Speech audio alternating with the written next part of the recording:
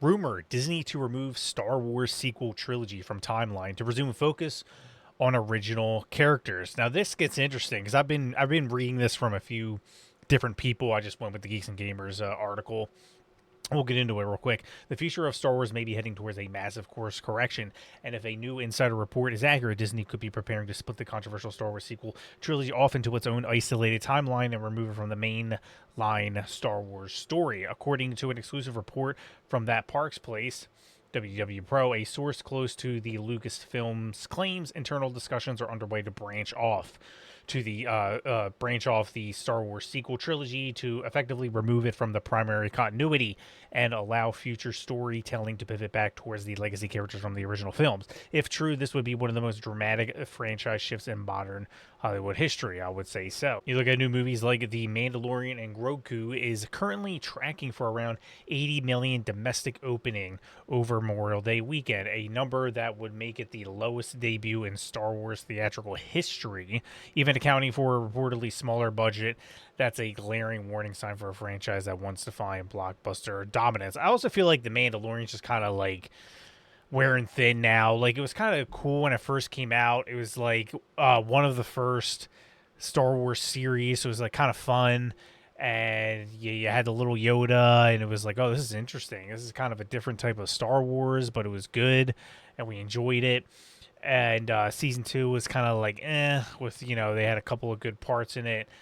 Season three I couldn't even finish. It was abysmal. It was horrible, and I was just kind of like done with the whole thing. I'm just, yeah. And the movie I'm just not interested in. I might see it just to do a review of it, but I think a lot of people are like me. Even one of my friends, who's out of our entire friends group, he's the Star Wars guy. He's the guy that reads all the books and everything. Even he's just like, I don't know. I'll see it eventually. Whatever. I don't know. The world between worlds setup. This is where things get interesting and where the rumor starts to line up with what fans already been seeing on the ground. At Disney's Galaxy Edge, cast members portraying Ashoka have reportedly been giving a very specific, very consistent explanation when guests ask why characters from different eras are appearing together. The answer: the world between worlds has been shattered and disrupted. So I've been seeing this actually from a couple of people that they're going to do, in so many words, a multiverse like MCU's doing. I think Disney sees, like, look how much freedom we have with the MCU. We can just do whatever the hell we want. We can kill off Professor X 20 different times and keep bringing him back. We can reboot the X-Men franchise, but still have Hugh Jackman show up as Wolverine every single time. We can have somebody else show up as Wolverine. We can have somebody else show up as Mr. Fantastic. It doesn't matter. Who cares? It's like Kingdom Hearts. You can't explain that story to anybody. You have so many characters that are killed off, if they're brought back. They got like Dream Drop Distance of Kingdom Hearts, where there's like they go back in time and they're inside a dream and inside Jiminy's journal, and yeah, but none of it makes sense. They just do whatever the hell they want, and I think Disney sees that in MCU. Like, look how much freedom we got. We can do whatever the hell we want. The explanation doesn't matter. And I think they see potential there, and by potential I mean erase all their mistakes and try to get the old fans back. That concept, introduced in Star Wars Rebels, is essentially a dimension that connects all points in time and space, making it a perfect narrative tool for timeline manipulation. I've never actually seen Rebels, but that is you can see where they're going. Absolutely. Their responses are tightly controlled, pre-approved, and often coordinated with Lucasfilm's story group. If this explanation is being used consistently, it strongly suggests it's coming from somewhere official. In other words, the groundwork for a timeline split may already be in motion, just not on screen.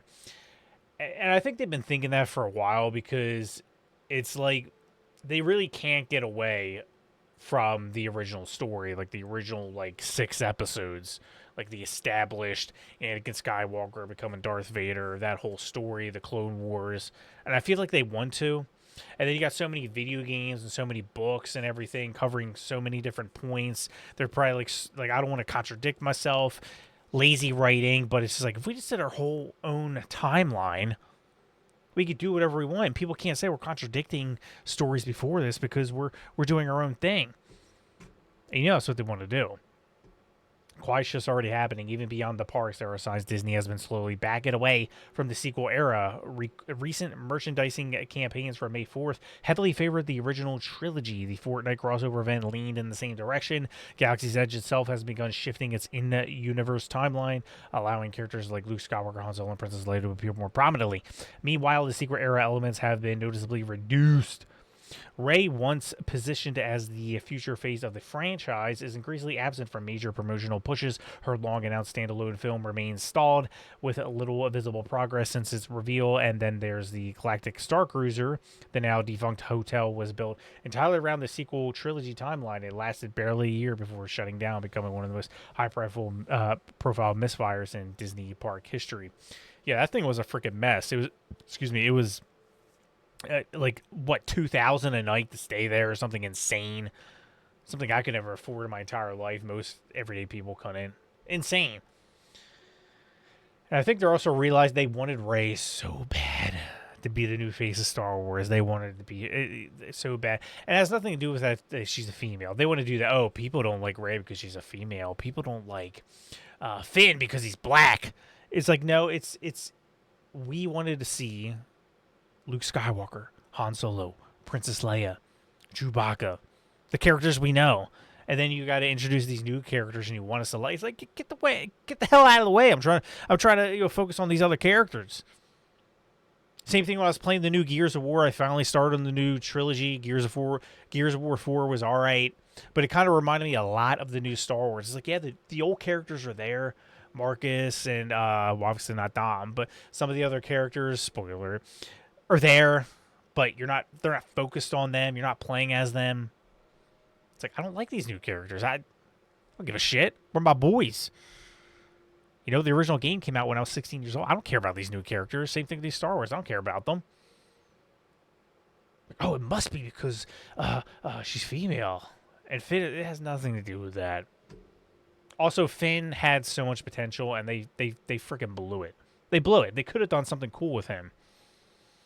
According to the source cited by WD Pro, Lucasfilms is considering a scenario where upcoming storytelling potentially centered around Ahsoka separates the sequel trilogy into its own branch of continuity. That would allow Disney to preserve the existing films without outright erasing them, continue telling stories with original trilogy characters in the new primary timeline, reset audience expectations without publicly admitting failure. It's a cleaner approach than a full reboot and far easier to explain with an established lore. Yeah, for years, talks of resetting the sequel trilogy has been dismissed as wishful thinking from frustrated fans, but the situation has changed between the declining engagement, weak box office projections, stalled projects, and failed investment tied directly to sequel. Yeah, like I said earlier, the top 10 most streamed Star Wars projects of May 4th, none of them include the sequel trilogy movies. None of them. With The Last Jedi being it is the worst Star Wars movie, if not, it's one of the worst movies ever made. It was horrible. I couldn't believe, I actually watched it on Netflix before they shifted everything to Disney Plus. I'm like, this is so retarded. This is so bad. I was like so angry while watching it. I'm like, what did they do? They massacred my boy. But yeah, they know it's a mess. Star Wars is just not selling anymore like it used to be. People are not interested like it used to be. And it goes with everything else that you're seeing in life. What is hot right now? Remakes of video games, bringing back actors to replay their character from like 40 years ago. Everybody's doing it. Like, you had some of that, sure, throughout the years, but now it's like an overdrive. You know, you got Tobey Maguire coming back as Spider-Man, and you got what's his face, Arnold Schwarzenegger coming back for the Terminator movies.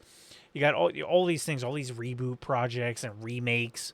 Because what are they realizing? Nothing we do new is good. It's not working. There's probably so many layers to that, and I'd love to hear your guys' thoughts in the comments on why that is.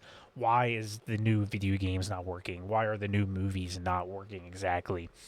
And they're like, we can't do this. It's not selling.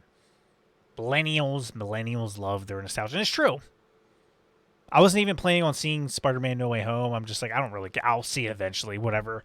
Like, Tobey Maguire comes back. I'm like, all right, I went right to the movie theater. It got me. That was bait, and it got me. But it was like, I think that's what they're focusing on right now with Star Wars. We can't make the money like I said, Mandalorian Grogu is on track to being the lowest selling Star Wars movie of all time. Like, we're in deep shit. We got to clean this up. So a timeline cleanse, or whatever you want to call it, would probably be the best approach. I don't know if it's going to work out well, but we'll see. Let me know your guys' thoughts in the comments below. Like and subscribe if you want to see more of this content. Appreciate you guys. Social media is linked in the description below. I'll see you guys on the next one.